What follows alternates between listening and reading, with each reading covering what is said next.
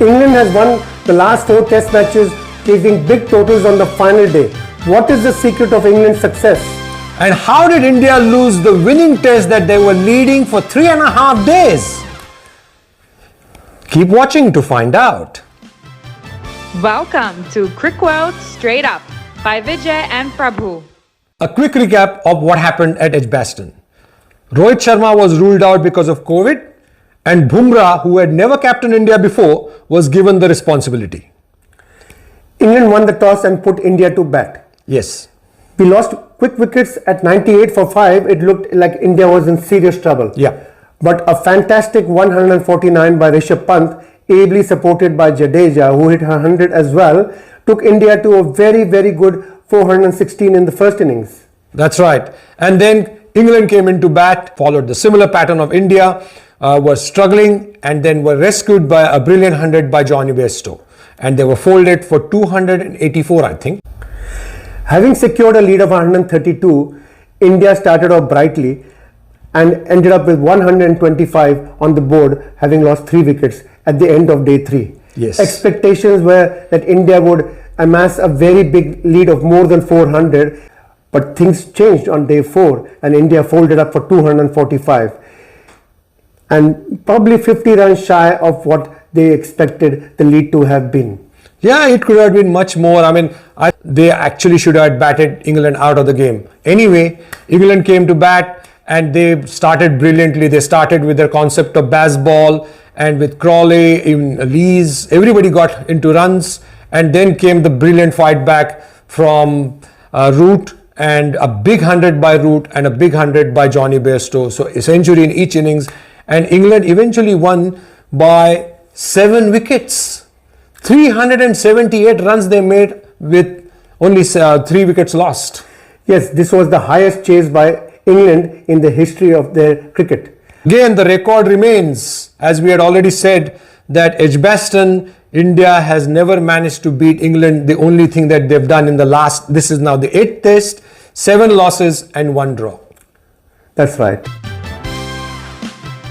Which batsman holds the record of scoring centuries in consecutive test innings? How many centuries are we talking about? 5.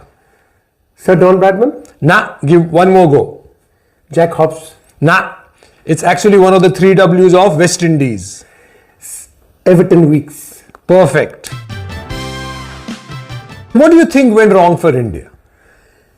Vijay, I think we made a blunder by not including Mayank Agarwal. Hang on a sec. If you remember what you actually chose as a team, Mayank Agarwal was not chosen at the time. Correct. So the 11 which we picked were the 11 which played. Correct. But at the time of recording, we did not know that Mayank Agarwal would be. So who would you have replaced had Mayank Agarwal was available? I think we would have had to let go of Bihari. Okay. Because he is a middle order player, but we had a Pujara who has been scoring runs in England for the last few months. So even though he didn't score too many runs in the warm-up game, he still has the pedigree of a history in England. Okay, so that's fine, but he actually delivered in the second innings. He made some 60 odd runs in the second innings. He did. What about Shreyas Iyer? Now Shreyas Iyer is a different prospect because he was batting at number 5. We don't have anybody at number 5. Vihari is a number 3, Pujara is a number 3. So I would have let Shreyas Iyer play at number 5. What's happening with Kohli? He's hardly scoring anything.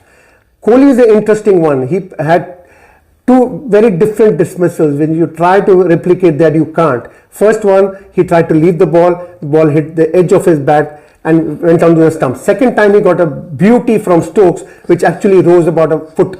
So I can get over the second innings dismissal, but not the first one. The first one you cannot just say, oh, he was leaving the ball and that's not going to cut the mustard. He's supposed to be the top class batsman, and he's unable to play like that. So I'm sorry, I don't agree on this. Yeah, I mean, I'm just telling you what happened. No, you're telling me what happened that even I know. My point is, why is Kohli not playing to the level that he should be playing? We are finding every excuse in the book to actually supplement his failures. Why?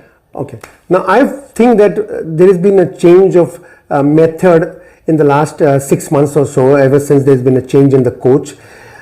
We are having players defend, and by the time Kohli comes in, he is expected to defend as well. Whereas maybe a year or two earlier, he was, playing much more freely. He has to probably go back to his free scoring ways. Otherwise, this is going to continue. Yeah, so every time you are going to be rescued by Rishabh Pant or lower order batsman like Ravindra Jadeja, well, it kind of speaks volumes of the first 5 batsmen in my view. I agree. But if you look at the last 5 innings of Rishabh Pant, he's had 3 centuries and he's been playing so freely. So obviously there's something which he's doing and the other players are not doing. Exactly. They're just holding on and batting for dear life instead of actually playing the ball as it comes. Okay. What about the bowlers? Okay. Another thing I would like to focus on is the captaincy. And I just didn't understand why Bumrah, who never captained India in any form of cricket, has been pitchforked as a captain. Now, talking about the bowlers, his field placings for the bowlers, his suggestions for the bowlers, look, there was lack of complete strategy. Even in the first innings, they got out for 284, but I did not see any strategy. They got out, but we didn't get them out. I think they must have put Bumrah as a captain because they wanted to make sure that a bowler has a perspective. Because if you look at what is happening with Stokes, he's a bowler. You also have Cummins, who's also a bowler. And I think that's where they must have gone thinking that, Bumrah is going to deliver. But a premier bowler, we had raised this question, a premier bowler becoming a captain is always going to be an issue. Yeah, but the thing is that because of his lack of experience, on day 4 and 5, he had no clue how to defend 378. He had 2 short mid wickets against Bairstow, who doesn't bother about infielders. He just hits over the top. There was absolutely no need for that. As we discussed before the match, we don't bowl bouncers to these English bowlers and batsmen. Yeah. They'll just kill you, and that's what they did. Yeah. This is the 3rd or 4th time in last few matches overseas that we've lost twice in South Africa by 7 wickets, and the 7 wickets again in England. Okay. So 7 wickets is not very, very lucky for us. Wow. So again, lack of ideas. I think our bowling coach also probably has to Well, answer. this is all a new combination apparently. I was reading somewhere, it said that, Rahul Dravid and Paris Mamre, who's the bowling coach, they are actually coming together. But it's just happening far too often for my liking. We've had 3 different captains in the last 3 games overseas. First we had Rahul because Kohli got injured, then we had Kohli, and now we have got Jasprit Bumrah. Yeah. We have got a full-time captain who is captaining in all 3 formats, but he hardly plays every format. Yeah. And let's look at now England's success, because I think, and this is what has been said, that the freedom which English players have been given by Stokes and Brendan McCallum is actually being reflected in their batting. You look at how Lees and even Crawley, they came out swinging for 378 to achieve. They came out swinging, and if you look at their previous opening pair, Hasib and Burns, they used to barely make 50 runs in 16 overs, 18 overs. These guys made it almost in 20 overs, 100 runs, which is unheard of as from English players.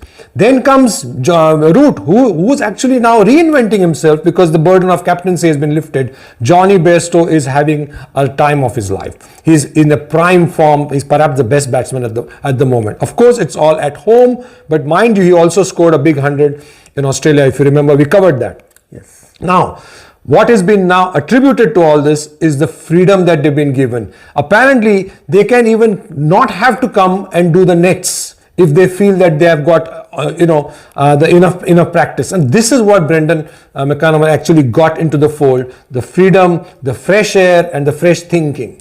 So let's see where it goes.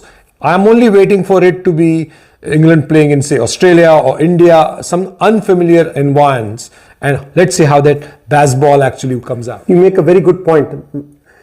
Australia is not going to be a pushover.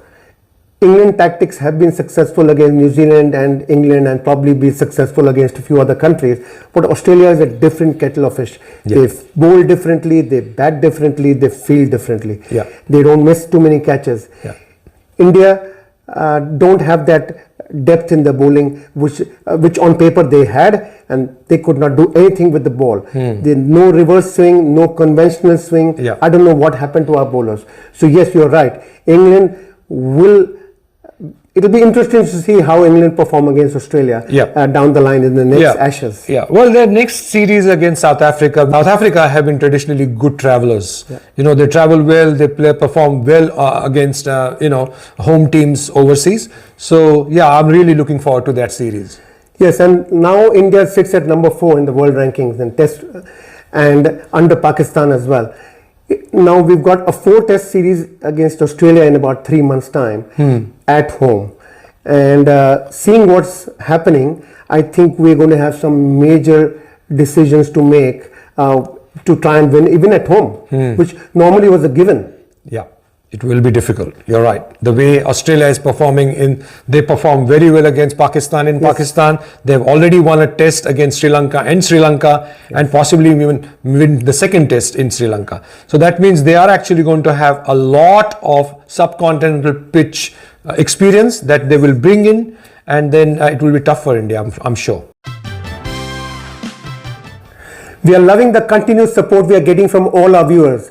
Today, a special shout out to Prashant all the way from the Netherlands. Thank you, Prashant. Hope you like the insights presented in this video. So do share with your friends and other cricket lovers. Thanks for watching. Remember to like, share, and subscribe. Also, don't forget to hit the notification bell so you won't miss another video.